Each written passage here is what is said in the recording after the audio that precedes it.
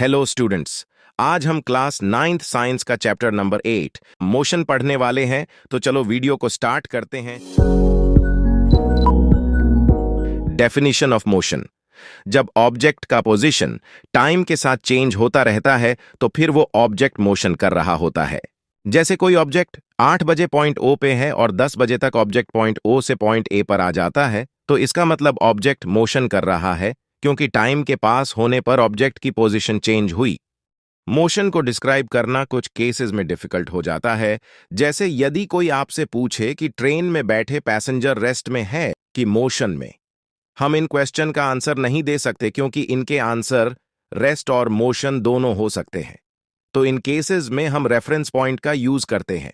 जैसे वही क्वेश्चन को अब ऐसा पूछा जाए कि ट्रेन में बैठे पैसेंजर प्लेटफॉर्म में बैठे पर्सन के रिस्पेक्ट में रेस्ट में है या मोशन में है, तब हम इसका आंसर दे सकते हैं कि वह मोशन में है। यहां रेफरेंस पॉइंट प्लेटफॉर्म में बैठे पर्सन हैं और अर्थ की कोई भी चीज एस्ट्रोनॉट को रेस्ट में दिखाई देगी कि मोशन में। यहां पर रेफरेंस पॉइंट एस्ट्रोनॉट है और एस्ट्रोनॉट को सब मोशन में दिखाई देगा। Types of motion.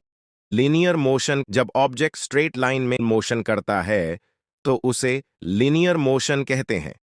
जैसे moving of a train in straight rail tracks, motion of a car on a straight road.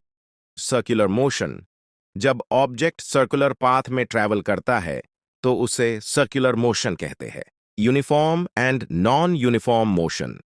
जब ऑब्जेक्ट एक ही डायरेक्शन में कांस्टेंट स्पीड से ट्रैवल करता है, मतलब इक्वल इंटरवल ऑफ टाइम में इक्वल डिस्टेंस कवर करता है, तो उसे यूनिफॉर्म मोशन कहते हैं। जैसे कोई ऑब्जेक्ट 5 सेकंड में 10 मीटर चलता है और अगले 5 सेकंड में फिर से 10 मीटर चलता है, तो उस ऑब्जेक्ट के मोशन को यूनिफॉर्म मोशन कहेंगे। यूनिफॉर्म मोशन में डायरेक्शन और स्पीड कभी चेंज नहीं होती। नॉन यूनिफॉर्म मोशन में ऑब्जेक्ट की स्पीड या डायरेक्शन या दोनों चेंज हो रही होती है। इसका मतलब कि इक्वल इंटरवल ऑफ टाइम में अनइक्वल डिस्टेंस कवर करना नॉन यूनिफॉर्म मोशन कहलाता है। जैसे the motion of a racing horse. कुछ अदर टाइप्स ऑफ मोशन भी होते हैं जिन्हें हमें नहीं पढ़ना है, जैसे periodic motion, oscillatory motion, vibratory motion. Distance and displacement. Object जहां से अपनी जर्नी स्टार्ट करता है उसे इनिशियल पोजीशन कहते हैं और जहां अपनी जर्नी खत्म करता है उसे फाइनल पोजीशन कहते हैं। ऑब्जेक्ट जिस एक्चुअल पाथ से इनिशियल पोजीशन से फाइनल पोजीशन पर पहुंचता है, तो उस एक्चुअल पाथ की लेंथ को डिस्टेंस कहते हैं। इनिशियल पोजीशन से फाइनल पोजीशन पर जाने के बहुत सारे रास्ते हो सकते हैं। कुछ हमें जल्दी पहुंचा देगा और कुछ देर से पहुंचाएगा, लेकिन उनमें से ऐसा रास्ता जो सबसे जल्दी फाइनल पोजीशन पे पहुंचा दे, तो उस रास्ते की लेंथ को डिस्प्लेसमेंट कहते हैं। मतलब the shortest distance between initial and final position is called displacement. Distance and displacement दोनों की एसआई यूनिट मीटर है। लेट सपोज कोई ऑब्जेक्ट अभी ओ पर है और कुछ समय बाद वो ओ से ए पर आ जाता है और फिर ए से बी पर आता है, तो यहां ऑब्जेक्ट के द्वारा डिस्टेंस 85 किलोमीटर और डिस्प्लेसमेंट 35 किलोमीटर कवर किया गया है। ऑब्जेक्ट की पोजीशन जिस रेट से चेंज होती है वो हमें स्पीड बताता है, और जब हम स्पीड में डायरेक्शन को इन्वॉल्व करते हैं तो उसे वेलोसिटी कहते हैं। फॉर एग्जाम्पल, यदि कोई ऑब्जेक्ट अभी बी पर है और कुछ समय बाद बी से ए की तरफ 60 मीटर पर सेकंड से आता है, तो इस सिचुएशन में उसकी स्पीड 60 मीटर पर सेकंड है और उसकी velocity 60 metre per second toward east direction में है।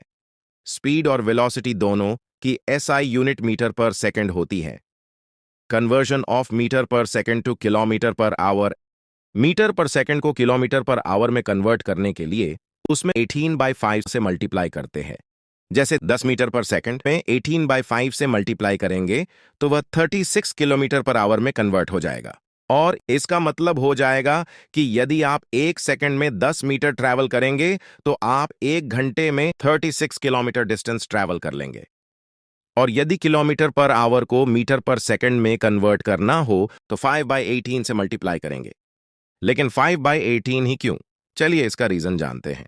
देखिए, जब हम मीटर पर सेकंड को किलोमीटर पर आवर में कन्वर्ट करते हैं, मतलब कि मीटर को किलोमीटर में और सेकंड को आवर में, तब 1 मीटर में 1/1000 किलोमीटर होता है और 1 सेकंड में 1/60 मिनट्स होता है। और हमें फाइनल रिजल्ट मिल जाता है। स्पीड का formula distance travelled by object divided by time taken होता है, और वेलोसिटी का formula displacement divided by time taken होता है। एवरेज स्पीड का formula total distance covered by object divided by total time taken होता है, और एवरेज वेलोसिटी का formula total displacement divided by total time taken होता है। और जब ऑब्जेक्ट की वेलोसिटी यूनिफॉर्म रेट से चेंज हो रही होती है तो एवरेज वेलोसिटी का formula initial velocity plus final velocity divided by 2 होता है। Scalar and vector quantity. Scalar quantity ऐसे क्वांटिटी होते हैं जिसमें सिर्फ मैग्नीट्यूड की जरूरत होती है, उसमें डायरेक्शन का कोई रोल नहीं होता है, और स्केलर क्वांटिटी हमेशा पॉजिटिव साइन में यूज होते हैं, जैसे स्पीड, डिस्टेंस। वेक्टर क्वांटिटी ऐसे क्वांटिटी होते हैं जिसमें मैग्नीट्यूड और डायरेक्शन दोनों की जरूरत होती है, और ये पॉजिटिव और नेगेटिव दोनों हो सकते हैं, जैसे वेलोसिटी, डिस्प्लेसमेंट। अब हम समझेंगे कि वेलोसिटी और डिस्प्लेसमेंट कैसे नेगेटिव हो सकते हैं। लेट सपोज कि ऑब्जेक्ट अभी सी पर है और सी से वह ए पर जाता है और फिर ए से ओ पर। तो इस सिचुएशन में ऑब्जेक्ट ने सबसे पहले ईस्ट की डायरेक्शन में ट्रैवल किया, और हम ऑब्जेक्ट की स्टार्टिंग डायरेक्शन को पॉजिटिव डायरेक्शन कंसिडर करेंगे और इसकी ऑपोजिट डायरेक्शन को नेगेटिव डायरेक्शन कंसिडर करेंगे। तो इस हिसाब से ऑब्जेक्ट ने सबसे पहले पॉजिटिव डायरेक्शन में मोशन किया और फिर नेगेटिव डायरेक्शन में। तो टोटल डिस्प्लेसमेंट 35 माइनस 60 हुआ, जो कि -25 आ रहा है, और इस सिचुएशन में डिस्प्लेसमेंट नेगेटिव हुआ। वेलोसिटी का formula displacement divided by time taken होता है, और यहां टाइम तो कभी नेगेटिव नहीं होता, वो हमेशा पॉजिटिव होता है। इसका मतलब जब डिस्प्लेसमेंट नेगेटिव होगा तो वेलोसिटी भी नेगेटिव होगी। Acceleration. The rate of change of velocity is called acceleration. यदि कोई ऑब्जेक्ट अपनी वेलोसिटी को इंक्रीज या डिक्रीज करता है जिससे वेलोसिटी में चेंज आए, तो उसमें एक्सेलरेशन प्रोड्यूस हो जाता है, और एक्सेलरेशन की SI unit metre per second square होती है। एक्सेलरेशन का फॉर्मूला होता है change in velocity divided by time taken. Types of acceleration. Uniform acceleration. जब ऑब्जेक्ट स्ट्रेट लाइन में ट्रैवल करते हुए इक्वल इंटरवल ऑफ टाइम में वेलोसिटी को कॉन्स्टेंटली इंक्रीज करता है तो उसे यूनिफॉर्म एक्सेलरेशन कहते हैं, और जब ऑब्जेक्ट वेलोसिटी को रैंडमली इंक्रीज या डिक्रीज करता है तो उसे नॉन यूनिफॉर्म एक्सेलरेशन कहते हैं।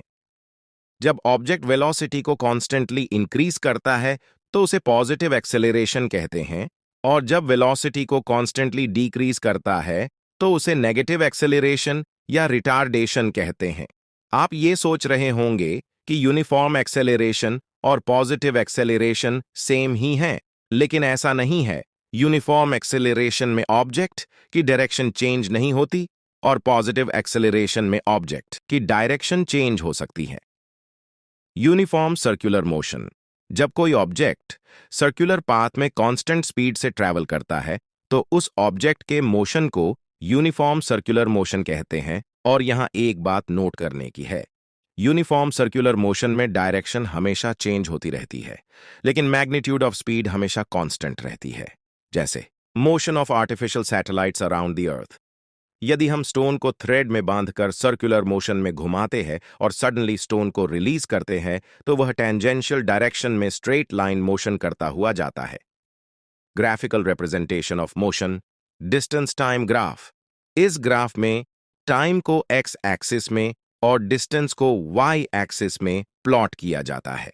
जब ऑब्जेक्ट यूनिफॉर्म मोशन करता है, मतलब equal distance in equal interval of time में कवर करता है, तो यूनिफॉर्म मोशन का distance time graph straight line बनता है, और नॉन यूनिफॉर्म मोशन का डिस्टेंस टाइम ग्राफ कर्व बनता है। Velocity time graph.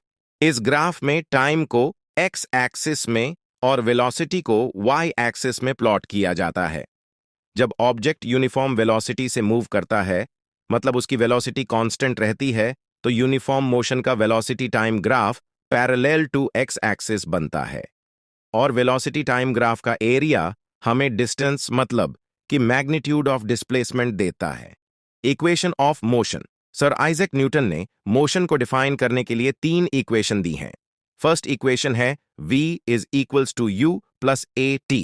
Second equation है s is equals to u t plus half a t square. Third equation है v square is equals to u square plus 2as। Equation of motion तभी valid है जब acceleration constant हो, और जब acceleration constant न हो तो डिफरेंशिएशन और इंटीग्रेशन का यूज करते हैं। आई होप आपको ये चैप्टर अच्छे से समझ आया होगा। यदि आपको ये वीडियो अच्छी लगी तो वीडियो को लाइक, शेयर और चैनल को सब्सक्राइब कर लीजिए।